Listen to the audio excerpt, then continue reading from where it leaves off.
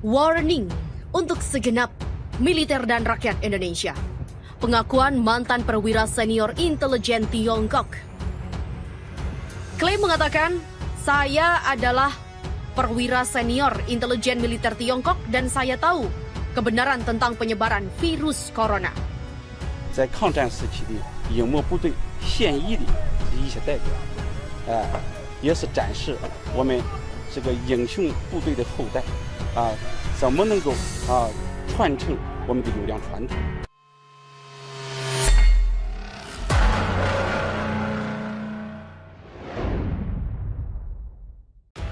Warning untuk segenap militer dan rakyat Indonesia.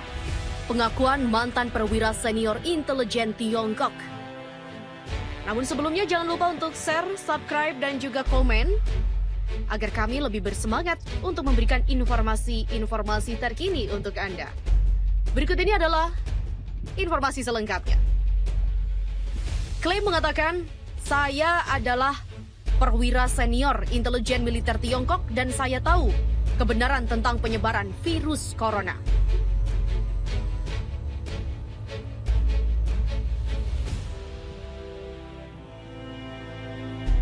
Claim said, I am a senior Chinese military intelligence officer and I know the truth about the coronavirus outbreak. Once we realized that the agent had escaped and would start to spread, we swiftly put all of Wuhan into lockdown.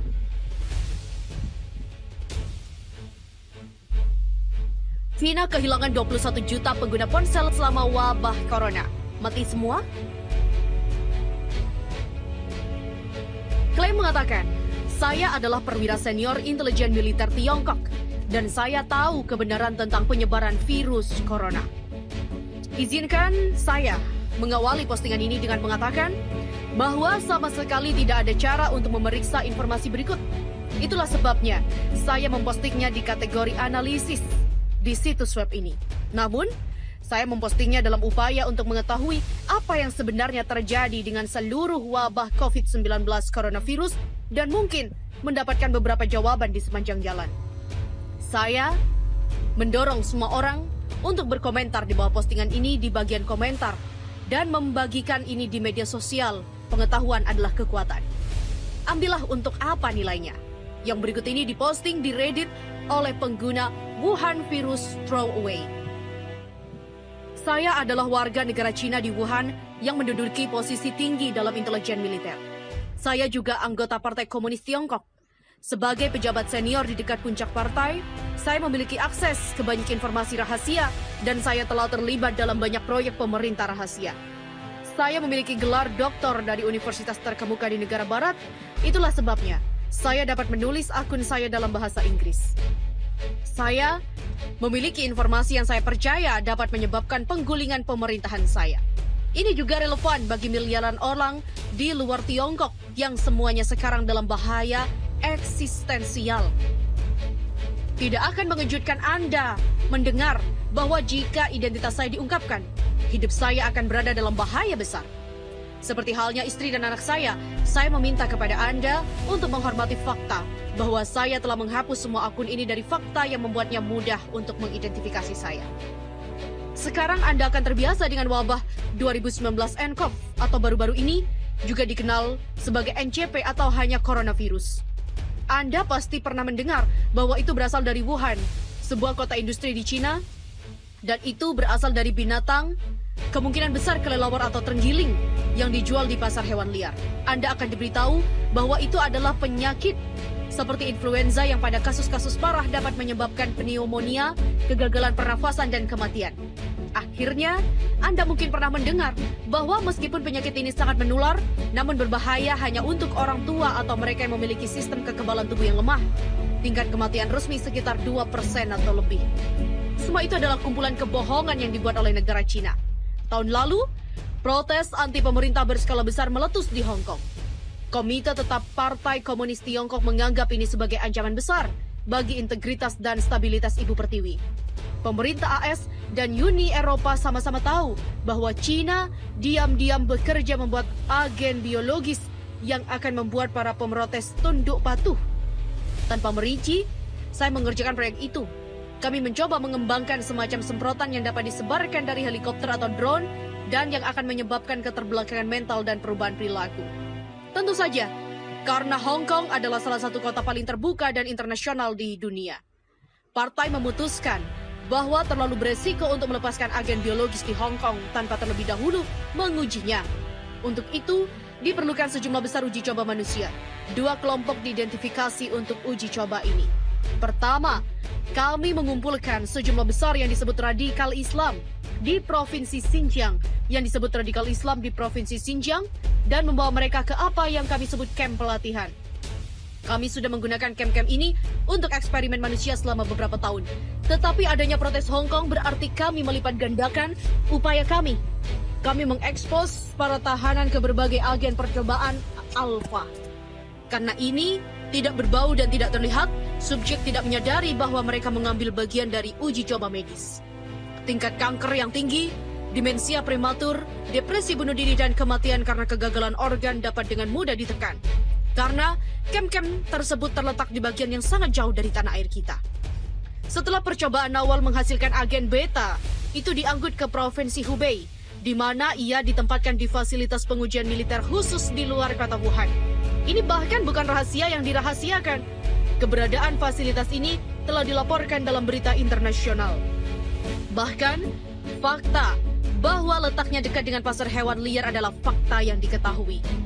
Pada saat itu, presiden kita telah memperkenalkan sistem kredit sosial yang memungkinkan kita mengidentifikasi elemen-elemen yang tidak loyal, kontra-revolusioner dan borjuis dalam masyarakat kita. Dengan menggunakan skor kredit sosial yang diambil dari aktivitas online, perilaku belanja elektronik, dan laporan dari informan di masyarakat sipil, kami memilih beberapa pelanggar terburuk. Ini termasuk pengacara dan aktivis HAM, Kristen, homoseksual, artis, intelektual, orang-orang yang berbicara bahasa asing, dan yang tidak diinginkan lainnya. Setelah pembuat masalah ini dikumpulkan dan ditempatkan di fasilitas pengujian, kami mengekspos mereka ke agen yang biokimia di alam dan menyebar dalam aerosol yang tak terlihat, mirip dengan virus tertentu. Hasil awal menggembirakan karena kami melihat penurunan kognitif yang signifikan dan pengurangan fasilitas pemrosesan mental yang lebih tinggi.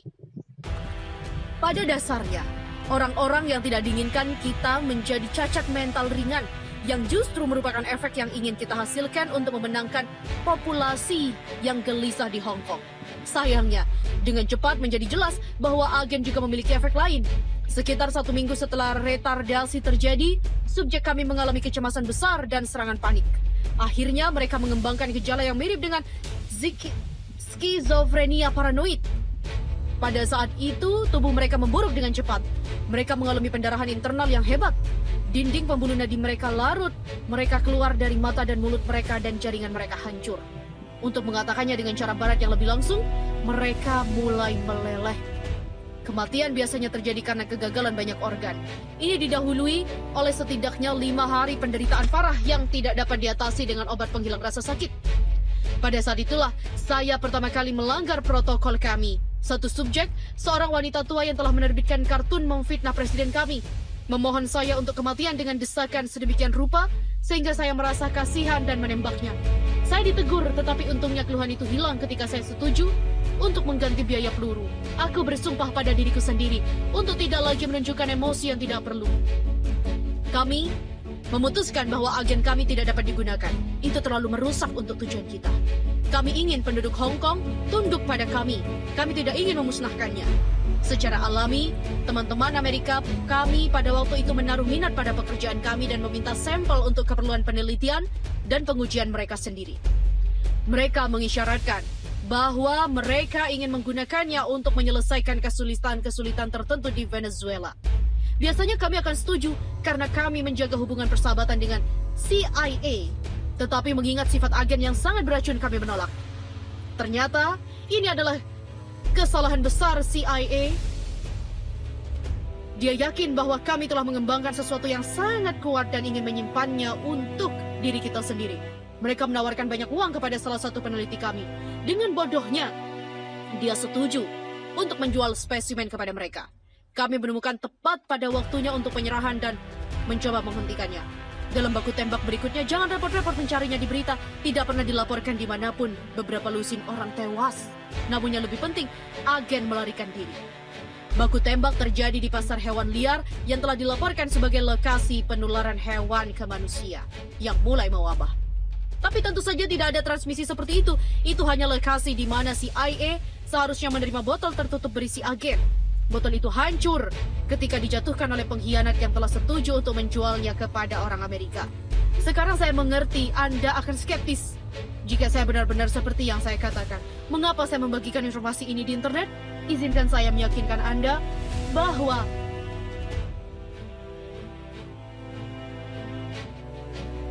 biasa menderita coronavirus. Ini memungkinkan kami untuk menyembunyikan sifat sebenarnya dari penyakit ini. Biarkan saya jelaskan.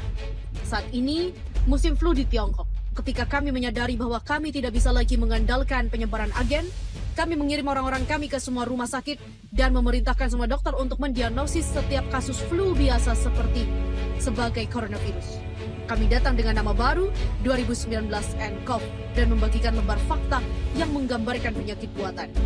Hasil dari keputusan ini adalah bahwa puluhan ribu orang yang hanya menderita pilek atau flu sekarang didiagnosis memiliki virus corona misterius yang walaupun menular, tidak sering mematikan.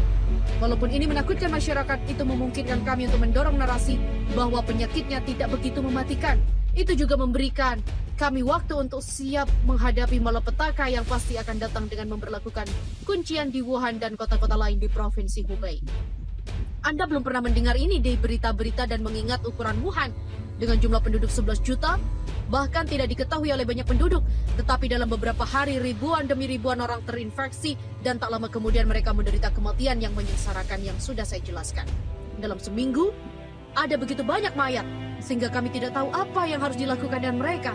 Jadi kami memerintahkan para tahanan kredit sosial yang masih hidup untuk membawa mayat-mayat itu ke pedesaan dan menguburnya di kuburan massal. Tetapi sangat sulit untuk merahasiakan kegiatan ini. Dan kami bahkan tidak dapat mengikuti karena ada begitu banyak mayat. Kami menanam kisah bahwa 5 juta penduduk telah melarikan diri dari Wuhan. Pada kenyataannya, tentu saja banyak dari orang-orang itu telah meninggal karena agen. Saya bekerja sepanjang waktu, membantu mengatur lockdown ini. Ketika saya memikirkan kembali tindakan saya sekarang, saya merasa sangat malu.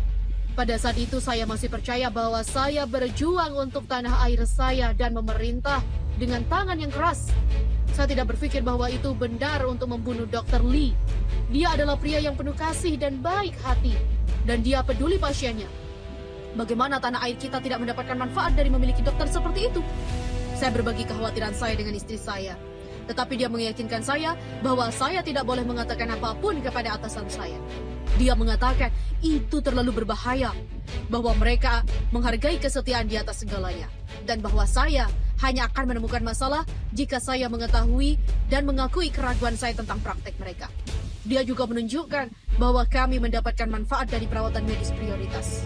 Sebagai pejabat senior, kami menerima persediaan rutin masker hazmat yang sangat canggih, yang merupakan satu-satunya teknologi yang dapat mencegah infeksi. Dia memohon saya untuk memikirkan putra kami yang masih kecil. Jika saya berbicara dan tertangkap, hidup kami akan beresiko. Sekitar waktu yang sama, menjadi jelas bahwa agen sepenuhnya di luar kendali kami. Itu menyebar seperti api di seluruh provinsi Hubei dan sekitarnya, menginfeksi puluhan juta dan menyebabkan mereka semua mati. Saya mengerti bahwa apa yang baru saja saya katakan sulit dipercaya, karena Anda telah diberitahu bahwa hanya ada sekitar 50.000 infeksi dan jauh lebih sedikit kematian. Tetapi ini adalah infeksi influenza yang secara salah dianggap sebagai coronavirus yang tidak ada. Agen jauh lebih menular dari itu. Dan tingkat kematiannya tidak seperti coronavirus, bukan 2%. Tidak. Tingkat fatalitasnya adalah 100%. Tidak ada yang pulih dari itu. Setiap orang yang mengidapnya meninggal. Dan banyak orang yang mengidapnya. Provinsi Hubei terletak di reruntuhan. Berbagai pembatasan perjalanan dan penguncian yang telah diberlakukan tidak menciptakan untuk menghentikan penyebaran agen. Tidak satu pun dari mereka dapat menghentikannya. Bukan embargo, tidak menghadapi masker atau pembersih tangan, tetapi untuk menghentikan para korban yang selamat dari melihat bencana dengan bencana mereka sendiri mata. Saya adalah bagian dari penyembunyian terbesar dalam sejarah manusia. Menyembunyikan kematian puluhan juta. Segera, Provinsi Hubei tidak lebih dari kamar mayat raksasa dan kebenaran akan keluar. Bagi saya, titik balik datang ketika partai mengatakan kebohongan lain, dan kebohongan itu terlalu mengerikan bahkan untuk saya terima. Anda mungkin pernah mendengar bahwa China membangun rumah sakit baru yang disebut Rumah Sakit Huosunsan di Wuhan untuk menyediakan fasilitas karantina dan isolasi tambahan untuk pasien yang terinfeksi. Anda mungkin pernah dengar bahwa mereka membangunnya hanya dalam 10 hari. Itu juga bohong. Tentu mereka membangun sesuatu dalam 6 hari. Tapi itu bukan rumah sakit. Sifat sebenarnya dari bangunan itu adalah rahasia. Awalnya saya cukup naif untuk percaya bahwa partai menunjukkan kasih sayang dan kepeduliannya kepada rakyat. Tetapi kemudian atasan saya mengirim saya ke Huosunsan. Saya ditujukan di sekitar instalasi oleh seorang perwira polisi militer bernama Kopral Meng. Di sanalah saya melihat kebenaran. Seperti yang saya sebutkan, satu-satunya cara melindungi diri dari agen adalah dengan mengenakan topeng pelindung khusus yang sama sekali tidak seperti yang tersedia secara komersial. Bahkan profesional medis tidak memiliki akses ke sana. Ini hanya tersedia untuk peneliti perang biomedis dan mengandung teknologi yang sangat canggih. Masker ini harus dijaga pada suhu tertentu untuk memberikan perlindungan penuh dan kehilangan efektivitasnya dengan sangat cepat. Seperti yang telah saya katakan, salah satu manfaat dari posisi saya adalah bahwa baik keluarga saya dan saya memiliki akses ke persediaan reguler yang mengapa aman jika dibandingkan dengan warga sipil, dokter, dan bahkan pejabat pemerintah tingkat rendah yang sama sekali tidak efektif dalam keyakinan yang salah bahwa mereka akan melindunginya. Jadi, memakai peralatan khusus ini, saya pergi ke Huosunsan bersama Kopral Meng. Apapun yang Anda sebut tempat itu bukan rumah sakit. Tentu pintu masuknya terlihat seperti rumah sakit dan di bangsal. Di depan kompleks ada yang tampak seperti tempat tidur medis normal. Di sana ribuan pasien yang terinfeksi terbaring, semuanya dalam tahap awal penyakit. Saya berjalan di sepanjang koridor putih panjang di sebelah Kopral Meng, wajahnya yang kurus kering dalam seragam militernya, dan melihat ratusan demi ratusan tempat tidur rumah sakit yang identik di mana menggeliat penduduk Wuhan yang ketakutan dan sakit. Tangisan dan permohonan mereka menghantui saya di malam-malam panjang di mana saya sekarang tidak bisa tidur. Tetapi ini hanyalah awal. Akhirnya Kopral membawa saya ke bagian belakang, bagian depan ini. Di sana gerbang logam terkunci mengarah ke apa yang disebutnya bagian tengah. Para pasien di depan tidak menyadari keberadaannya. Di sanalah kasus yang lebih lanjut disimpan dalam apa yang paling mirip dengan rumah sakit jiwa. Segera setelah memasuki bagian Huosunsan ini, saya dikejutkan oleh pencahayaan redup dan bau busuk dari kotoran manusia. Di sini orang-orang yang tidak beruntung berkeliaran dengan bebas. Pikiran mereka berangsung-angsung hancur dan serangan panik tak berujung dan episode psikotik. Di sini juga tidak ada lagi dokter, hanya laki-laki berwajah gorila berseragam hitam yang merupakan bagian dari cabang rahasia polisi militer yang belum pernah saya dengar. Mereka tampaknya dipilih karena kekejaman mereka, karena mereka memukuli dan menurunkan pasien dengan cara yang paling sadis. Banyak narapidana yang mengalami kemunduran seperti anak-anak dan terbaring di lantai menangis seperti bayi dan memohon belas kasihan yang tidak mereka terima. Ada kesenangan kejam di mata para penjahat ini saat mereka membantai orang-orang yang tidak beruntung. Mereka memukuli mereka dengan tongkat, menyemprotkan semprotan merica ke mata mereka dan menendangnya dengan sepatu bot baja yang tertutup. Karena saya berasal dari intelijen militer, para penjaga bahkan tidak berusaha menyembunyikan kegiatan mereka. Mereka bahkan mengundang saya untuk bergabung dalam segala hal. Mereka memperlakukan saya sebagai salah satu dari mereka. Yang salah satunya, saya berdiri di kamar mandi staf abu-abu di Huosunsan dan melihat ke cermin murahan dan bertanya pada diri sendiri, apakah ini benar diri Anda? Apakah Anda benar-benar menyukuinya? Tetapi kekerasan itu bukan sekedar ungkapan sadis, karena narapidana yang miskin tidak ada di sana untuk dirawat. Mereka ada di sana untuk bekerja. Ada satu set pintu lagi dan luarnya terbentang apa yang Kopral sebut dengan inti. Dan di sanalah saya melihatnya, tumpukan dan tumpukan mayat saling bertumpuk sampai ke langit-langit. Ada laki-laki, perempuan dan anak-anak, manula dan balita, kaya dan miskin, cantik dan cacat, bangga dan rendah hati. Mereka semua mati. Agen kami tidak membuat perbedaan di antara mereka. Aku terkesiap ketika Kopral membawaku ke KOR. Saya tidak bisa menghitung berapa jumlahnya, tapi jumlahnya ribuan dan di tengah tumpukan mayat itu ada semacam jalan setapak dan aku mendengar suara menderu dari kejauhan. Para pasien yang menderita dari bagian tengah mengambil mayat dan membawa serta menyeret mereka ke dalam kegelapan. Bahkan ketika para penjaga memukuli mereka dengan pentungan, butuh beberapa saat sebelum saya memahami apa yang terjadi. Saya benar-benar tidak bisa percaya apa yang ada di ujung jalan Kor. Itu adalah tungku yang sangat besar dengan api besar meraung di dalamnya. Satu demi satu, pikiran mereka hancur dan tubuh mereka terpelintir. Para lelaki dan perempuan yang sekarat membawa mayat-mayat ke tungku dan melemparkan mereka ke dalam upaya terkutuk untuk menyembunyikan kebenaran yang mengerikan. Saya melihat beberapa dari mereka jatuh dengan kelelahan hanya untuk tubuh mereka yang tidak bernyawa ditambahkan ke pegunungan mayat kedua sisi. Dalam barisan yang tampak tak berujung mereka pergi. Tubuh kurus mereka mengenakan overall abu-abu. Punggung mereka membungkuk di bawah beban kargo mereka yang mengerikan.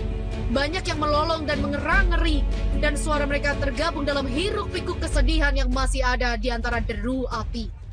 Dalam keterkejutan yang dalam, saya menatap kengerian yang tak terbatas di hadapan saya.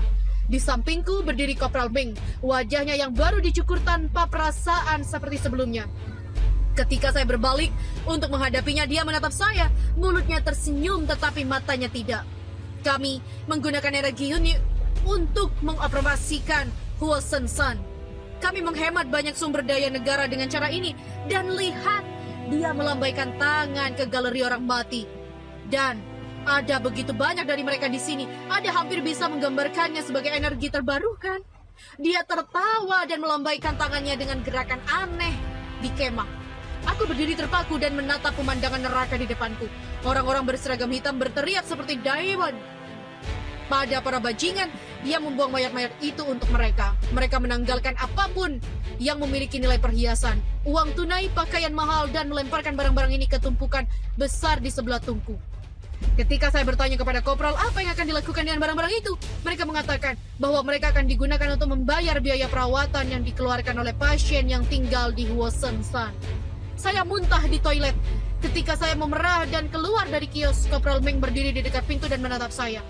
Wajahnya kosong seperti sebelumnya, tetapi di matanya aku pikir aku meremehkan jejak penghinaan. Kamu 10 tahun lebih tua dariku. Tampangnya tentu saja organisasi kesehatan dunia juga membantu kami. Untuk waktu yang lama, satu-satunya masalah dengan WHO adalah bahwa kita telah terkunci dalam kontes dengan orang Amerika tentang siapa yang lebih menyuap mereka. Mereka merilis segala macam informasi yang salah canggih tentang dekode DNA yang disebut coronavirus. Semua ini memungkinkan kami untuk mencegah kepanikan global. Untuk sekarang, namun situasinya memburuk dengan kecepatan yang mencengangkan.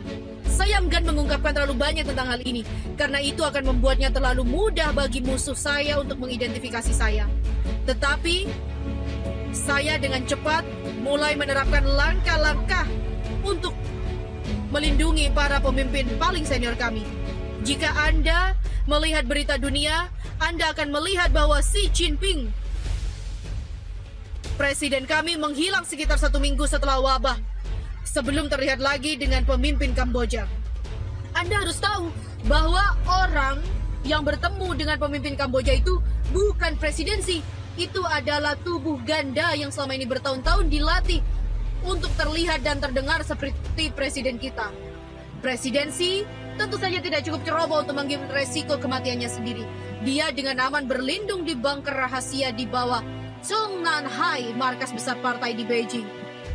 Dia juga bukan satu-satunya pemimpin yang bersembunyi di sana. Bahkan, saya dapat meyakinkan Anda bahwa lebih dari setengah dari semua anggota senior partai saat ini sedang ditiru oleh aktor terlatih yang mengikuti instruksi yang diberikan kepada mereka melalui implan khusus.